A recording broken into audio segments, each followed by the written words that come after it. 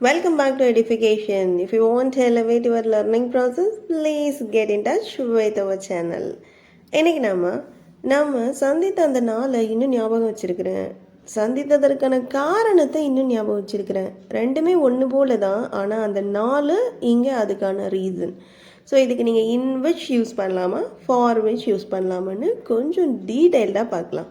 Okay, நீங்கள் in which use பண்ணுறதா இருந்தால் something happen inside a place, time or situation, அந்த நாளில், அந்த டைமில், அந்த சுச்சுவேஷன், அந்த இடத்துல அப்படின்னு பேசுவீங்க இல்லைங்களா, அப்போ இன் விச் யூஸ் பண்ணுங்கள். இதே ஃபார் விச் அது நடந்ததற்கான அந்த ரீசன் என்ன, பர்பஸ் என்ன, அதில் பெனிஃபிட் என்னன்னு பேசும்போது நீங்கள் ஃபார் விச் யூஸ் பண்ணணும். ஓகே, நல்ல ஞாபகம் வச்சுக்கோங்க. ஸோ ஸ்ட்ரக்சர் இதில் பெருசாக வித்தியாசம் எதுவுமே கிடையாது. நீங்கள் சொல்கிற சென்டென்ஸ் அந்த ஃப்ரேஸை பொறுத்து தான் அமையும். சரிங்களா, பார்க்கலாம்.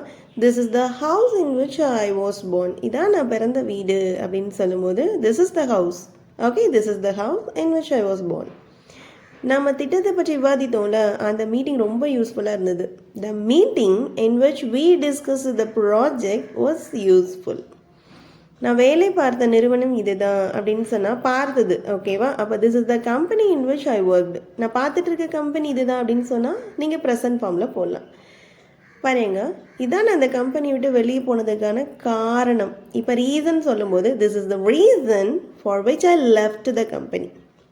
ஓகே, அவன் போட்டியில் கலந்துக்கிட்டதே இந்த ப்ரைஸுக்காக தான். அப்போ காரணம் சொல்கிறோம். The prize for which he participated. Okay, the prize for which he participated.